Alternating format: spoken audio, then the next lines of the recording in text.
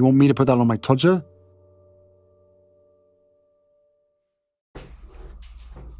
Harry's wife.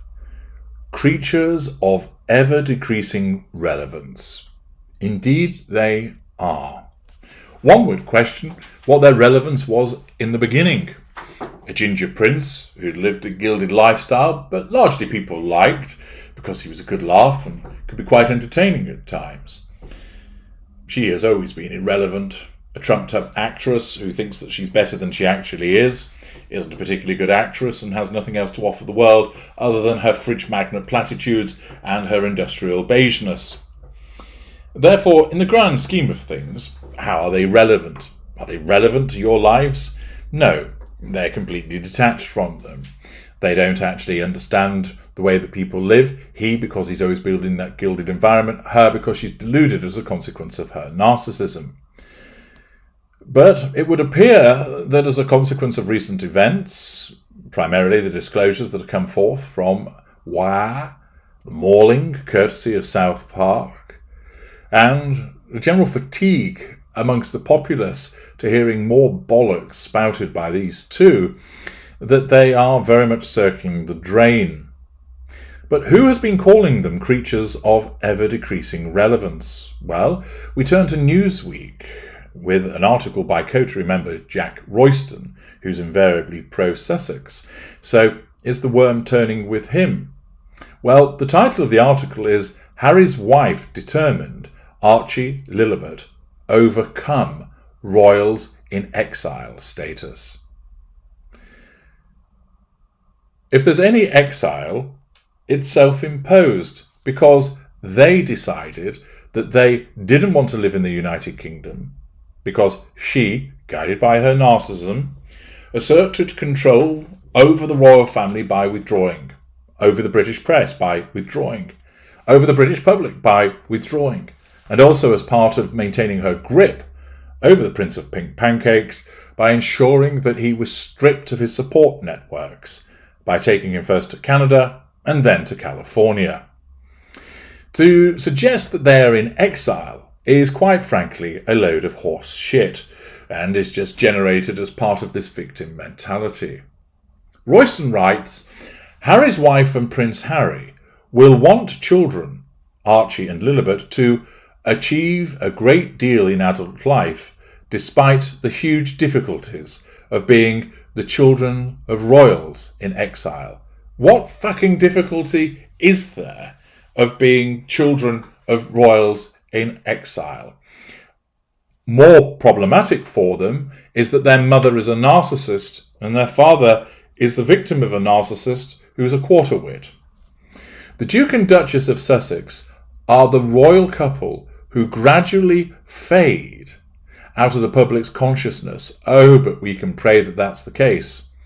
But they will focus all their energies on the next generation, a friend of the couple told the new book Gilded Youth, published by Bite Back Publishing on February the 28th.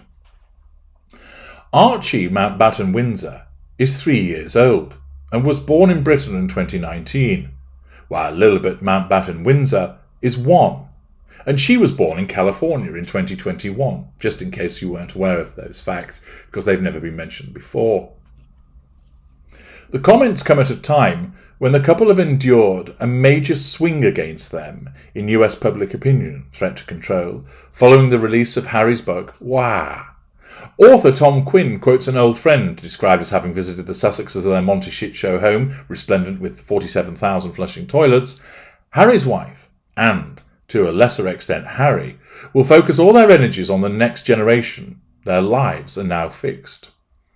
They are the royal couple who gradually fade out of the public's consciousness.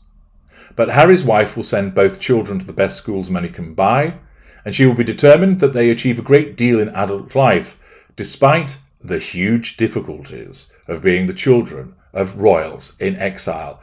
Oh, fuck off crying me a river. The children, to the extent that they exist, because some of you believe that they do not, have parents that are multimillionaires. They live in a huge house. They have nannies and staff running around for them. It isn't the case that they're going to have to walk several miles a day to try and find water which contains bugs and is muddy and is likely to give them dysentery or cholera. It isn't the case that those children are going to be starving, find themselves malnourished. It isn't the case that those children are going to find themselves living in a war zone. And therefore, this is yet another PR exercise to claim that the children have huge difficulties of being the children of royals in exile. Another pity play from Harry's wife, playing upon the fact of suggesting we've been sent away, we've been pushed into exile by those nasty royals in Britain. It's utter claptrap. Gilded Youth argues that outside the royal family, Harry and Harry's wife are mere shadows, creatures of ever-decreasing relevance. And that has to be accurate. However, the book suggests their achievements may live on through success of their children.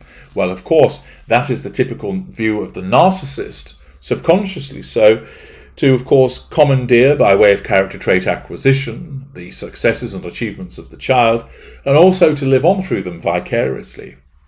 All parents do it to some extent, of course, but nowhere near to the level and extent that the narcissist does. A former advisor told Quinn that Harry's wife wants her children to have American freedom to do and say what you like and go where you like. Yes, because in Britain it's a totalitarian state these days, isn't it? In a way that would not have been possible in the institution of monarchy. In other words, the fact that there are conventions and protocols to abide by, they threaten Harry's wife's innate need for control. The aide said Harry's wife hated being controlled by royal protocol, because it's a threat to control, of course. The fact, for example, that at Kensington Palace, royals have to announce in advance when they are leaving the palace and where they are going. This is partly for security, but partly also to avoid a situation where a senior royal is upstaged by a more junior royal leaving just when the more important person leaves. To an outsider, like Harry's wife, this just looked silly. But to the palace, it is absolutely essential. Well, of course, she would do well, although she won't do this, to remember that she joined the institution, and in doing so, it is implicit that you take on its conventions and rules. The article continues, I think Charles agreed with Harry's wife on many points. He thought much of the protocol was silly, but it's hard to change. William has bought into it, which is why George and Louis and Charlotte are so conventional and look like something out of the 1950s. Smearing. Harry's wife wants something different from this for her children. She wants American freedom to do and say what you like and go where you like by ensuring that the children are never seen going anywhere or choosing anything they'd like to do, apart from when they're rolled out for the purposes of their exploitation for Shitflix docuseries. The comments have echoes of Harry's wife's account to Oprah Winfrey in March 2021, where she said her introduction to royal life was the last time she saw her passport, driving licence and keys. Lie. The Duchess was also famously asked whether she was silent or silenced and replied, the latter, despite thereafter contradicting herself, saying that there is nothing that prevents her from speaking out, demonstrating once again that she lied and it was a pity play. But here, the past is being brought up once again to try and make it look like she is such a kind and caring mother as part of the facade management, but all it does is provide the likes of me with a further opportunity to highlight her revisions of history, contradictory behaviour, hypocrisies and lies. A friend of Harry's from his clubbing days, I wonder if that's bonkers night spot, told the author, Harry's wife will be great when her children are very young, because she will show them an example of someone who goes out and tries to grab the world by the scruff of the neck. Do you mean by being a grifter? She has such a level of certainty about herself, and the world that Archie and Lilibet will safe, very safe, perhaps too safe. We know she's been very hands-on with the children. Really? By having a staff of nannies and housekeepers. But she could end up dominating their every move when they are older. Undoubtedly, she will attempt to do so by virtue of the assertion of control. Those of you who are the children of narcissists will know that in certain instances you couldn't so much breathe without the approval of the adult narcissist. She is a very dominating, not to say domineering character, and it will be hard to keep that out of her parenting. Or rather, she's a narcissist and she has to control everybody around her, including her children. Quinn also gave his own take on Harry and Harry's wife's future.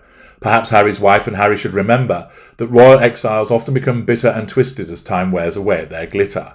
Like Harry's great-uncle Edward VIII, Harry will no doubt think he and Harry's wife will always be important, But he may discover, as Edward and Mrs. Simpson discovered long ago, that outside the royal family they are mere shadows, creatures of ever-decreasing relevance. Well, it's true, because without his title, Harry's just basically a dim-witted bloke that's quite good at looking after elephants. As if for Harry's wife, she's a nobody. She's an actress that carved out a semi-successful career, but nobody had ever heard of until she married Harry. Without the titles, they're nothing. The article goes on, it is even perhaps possible that sometime in the future Harry's wife and their children will long for the newspapers to write about them again. For as Oscar Wilde might have said, there is only one thing worse than the newspapers saying unkind things about you, and that is them saying nothing about you at all. Thus, they're described as being creatures of ever-decreasing relevance, something that will send a shudder down the spine of Harry's wife, because to be irrelevant is a death knell for the narcissist. I'm H.G. Tudor. Thank you for listening.